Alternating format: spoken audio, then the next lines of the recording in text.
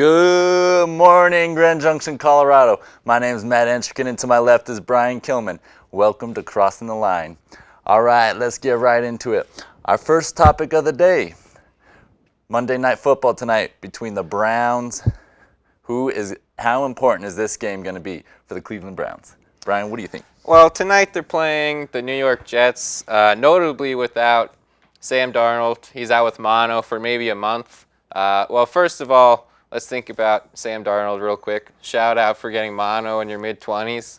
You know, you would think this guy's in high school, but he's not. But talk about the Browns. I don't think this is too worrying for them, even if they lose tonight to the Jets, which I don't think they will. Let's see. Who else is in their division? They got the Ravens, the Steelers, and the Bengals. The Steelers just lost Ben Roethlisberger for the year. Mason Rudolph's not going to do anything for them, let's be honest. So the Steelers aren't a worry. They get 2 games against the Steelers, easy wins. And they get 2 games against the Bengals, easy wins. Andy Dalton hasn't been known to win a game when he needs to. Browns have too much talent for either of those teams. And I'm going to be honest, the Ravens, I don't believe the Lamar Jackson hype, you know. He rushed for 120 yards this past week, threw for 250. But I don't believe the hype. In the first week, he went against the Dolphins. This past week, he was against the Cardinals. Probably the worst 2 defenses in the league. I don't think Lamar Jackson's going to live up to the hype. So when the Ravens play the Browns, I think the Browns can win a lot of games. And let me tell you what the last 8 weeks of the season, the teams the Browns are going to play. Broncos, Bills, 2 games against the Steelers, 2 games against the Bengals, the Cardinals, and the Dolphins. Tell me, are the Browns not going to win all of those games? I think the Browns can easily win all of those games. Win out the last 8 games. Win out the last 8 games. And so, you know, if they drop an easy game early, it doesn't matter that much. I will say, game right after the bye week is the Patriots. They're not going to beat the Patriots. But let's be honest, Odell Beckham Jr. is not a chump. Last week he caught for 75 yards or something, no touchdowns. And is that the Odell we know? No way. And adding him to Jarvis Landry, I think they're going to have a great season, even though they got blown out by the Titans in week 1. That was just a wake-up call for them. And if you drop one to the Jets, then that's unfortunate, and then you just got to straighten up for next week. Okay, see, Brian, you're saying a lot of words that I don't think have a lot of logic to go along with them. What? Yes. See, you say it's okay if they go 0-2. And in truth, maybe it is, if your name is the New England Patriots. But who do we know has had a successful season after starting 0-2, losing to the Tennessee Titans and the backup quarterback to your mono-infected first-round draft pick?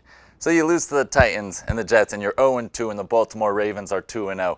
And you still think, hey, we're okay. We're the Cleveland Browns. We haven't been to the playoffs in over a decade, but we're still okay. And I can't believe you're counting out Mason Rudolph so quickly. As if you've seen him have any NFL production. Any NFL production. He's been riding the bench. You just said Lamar Jackson has not given you you don't believe the hype in Lamar Jackson, and he's done everything Lamar Jackson is definitely better than Mason Rudolph. But you said you don't believe the Lamar Jackson hype. I don't. Why? But I'm not saying I believe Mason Rudolph hype. No way. All right. Brian, we're getting a little off track here. How can you say, you're saying you're still confident in the Cleveland Browns after they lose to the New York Jets, and not even with their starting quarterback? You're losing to the New York Jets backup quarterback. You're losing to Le'Veon Bell. That's and you still feel confident. If the Browns lose tonight, they lost to Le'Veon Bell. And I still feel confident. You know, Le'Veon Bell's going to have to step up. I don't think the Browns will lose tonight. But if they do, it's not because of the Jets' backup corner. It's because Le'Veon Bell put up big numbers. So you think the Browns are going to win the division? Is that what you're saying? I think the Browns can win the division. They're already two weeks behind the Ravens if they lose tonight. I think they can. Think about this. They the Browns beat the Ravens twice. Now we're on even ground, and it just matters what happens when they play the other teams. And I think the Ravens, I think the defense is going to pick up on Lamar Jackson as the season goes along, and I think Baker is only going to get better as the season progresses. Okay. All right. By the way, not to mention, last year the Browns lost 8 games. 5 of those games were to playoff teams. And, once they brought in the new coach, they got a lot better. Well, you do know that you will have to beat playoff teams to win in the playoffs. I'm not saying they're going far in the playoffs. I think, if they face the Patriots, in the second round, I don't think they're getting past the Patriots. Not even close. But they'll win the division. Mark my words. Mark my words, Matt. Just like how you thought the Mets were going to make the playoffs. The Mets are 4 games out of the wild card. They'll make the playoffs. Running out of time, Brian. They're about to running sweep. out of time. They're sweeping the Rockies this week. So I don't think so. They're right back in. Going to eat those words next Monday. So let's get to our next topic there, Matt. Next topic is, should Team USA be embarrassed with their 7th place finish at the FIBA World Cup? What do you think, Matt? I think they should be embarrassed. I think this is America. And as I say before all of my group exercise classes, we are Americans. We always have the best athletes in the world. And that is one thing, no matter how bad our academic system gets, China can never take from us. But now, for the first time in 69 years, we have received our worst placement in the FIBA World Cup. 7th place. Let me list out all the teams that we lost to.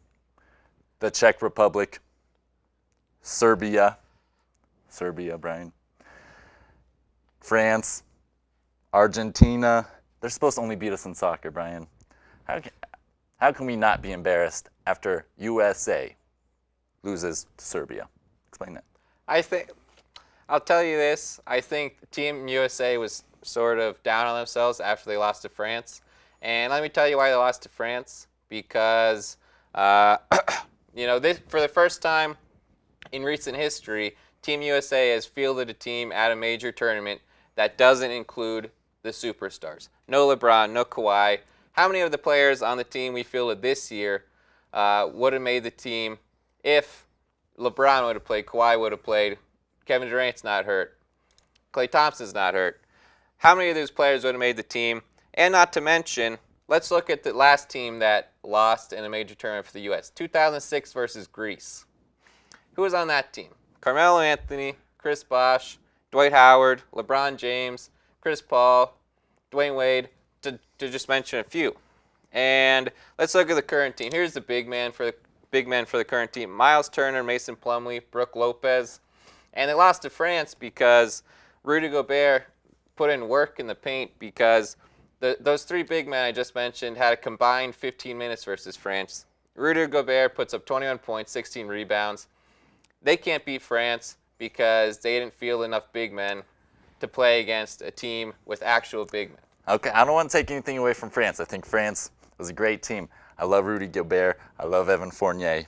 But, maybe it's not so much the loss that we should be embarrassed about.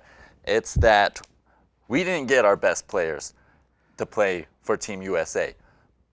Every other country got their best players to play for their team. You got Giannis playing for Greece. You had Ricky Rubio, Marc Gasol playing for Spain. Where was LeBron? Where was Kawhi? Where was KD and Steph? Are we too lazy? Are we too arrogant? Since when do we not want to play for our national team in the World Cup? Well, I think there's multiple things to be embarrassed about, and it's not just getting 7th place. I think that when it comes down to it, nobody in America cares about the FIBA World Cup. You see, look, we all got the ESPN notification. It said USA lost. Like, oh, that's a bummer. And then you forget about it later that day, because nobody cares about the FIBA World Cup. When the Olympics come around, I think the big names will come around again. And let's face it, the USA's best is still better than the rest of the world.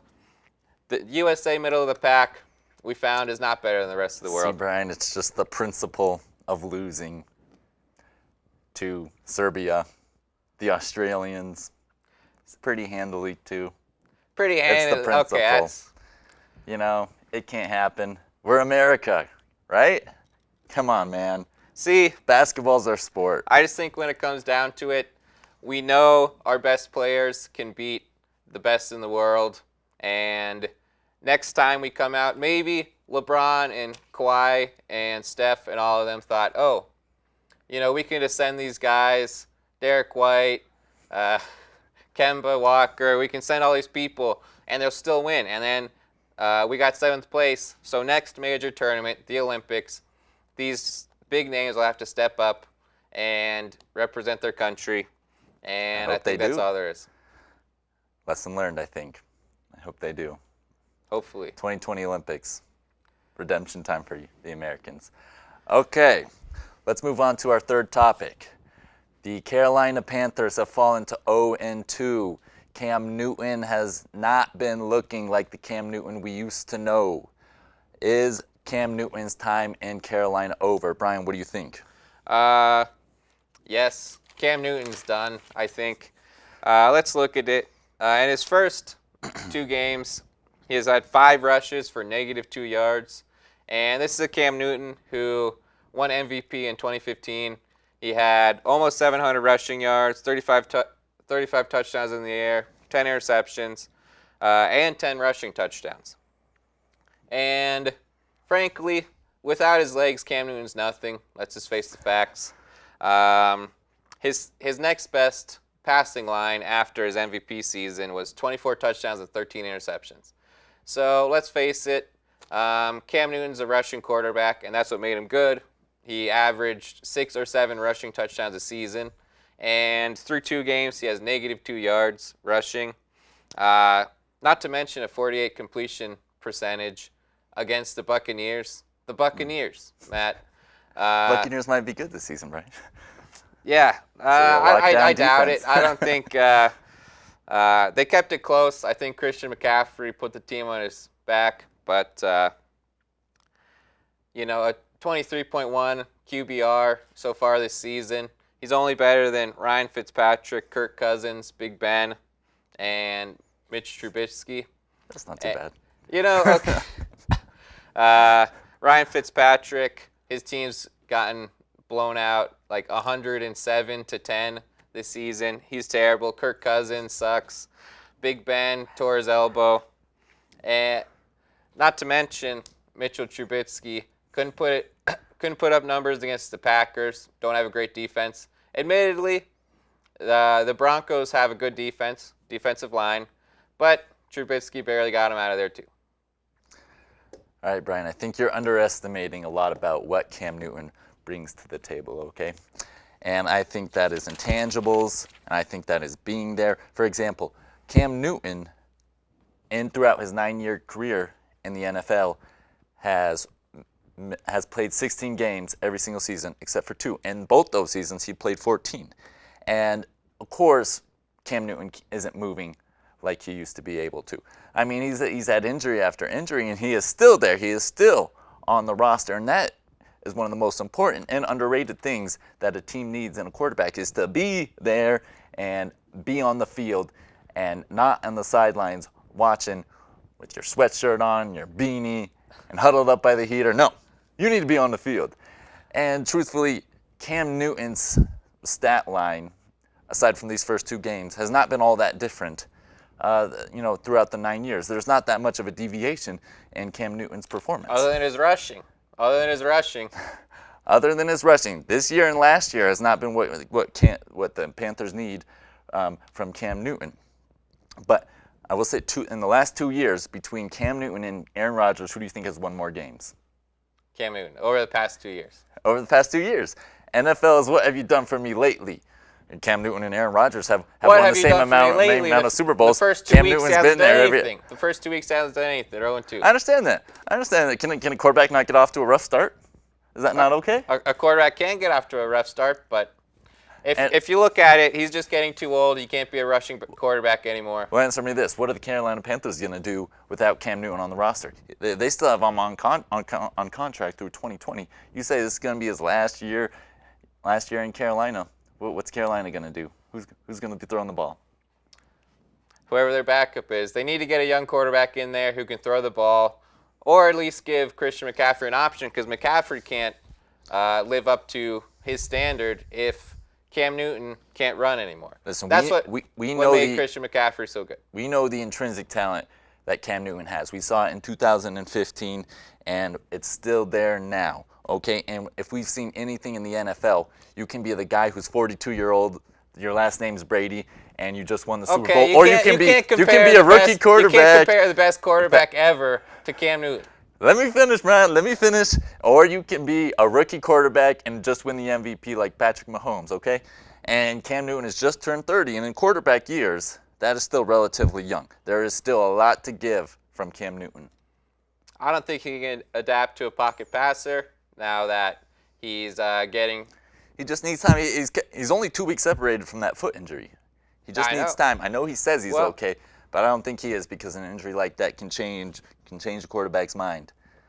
Okay? Well, he just needs time. I think you're incorrect there. I think we're going to see Cam Newton get benched in the middle of the season because he's not putting up the numbers. He can't score touchdowns anymore with his legs or his arm. And we'll see a new guy come into Carolina soon. If you say so. Okay. Our last topic for today, we're going to talk about should college athletes get paid. As we saw in California, they passed a bill, the Fair Pay to Play bill, and it says that athletes could hire agents and sign endorsement deals in the state of California if they play for a university within the state of California.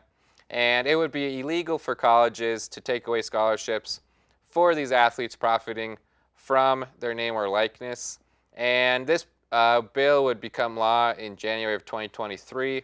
So this gives time for the NCAA to either accept it as a whole and say all athletes in the NCAA can benefit from the name or likeness, or fight it and say, you know, these California schools can't do that, and athletes that play there cannot benefit from this. What do you think about this, Matt? I like it. And I think it's long overdue. And I think it's what the players deserve, because we know that networks, TV networks, and colleges benefit greatly off of the performance of their players. And it's not, a lot of people might like to say you pay college athletes, this is going to happen, and this is going to happen. If California schools are going to give their kids stipends, then that's all the competition is going to be on California's side, and California is going to get all of the best players and this and that. But it's not about what could happen if this bill gets passed. It's about what is happening. Turner Broadcasting System, TBS, and CBS have an $8.8 billion deal just for March Madness. That's not even for just to show college basketball games. That's just March Madness. That's just 1 month that they're paying $8 billion to have. It is all about giving the players, giving college students what they deserve. And you don't even have to, just hand them cash. You can be a little smarter about it, because we all know that college students don't make the best decisions with money.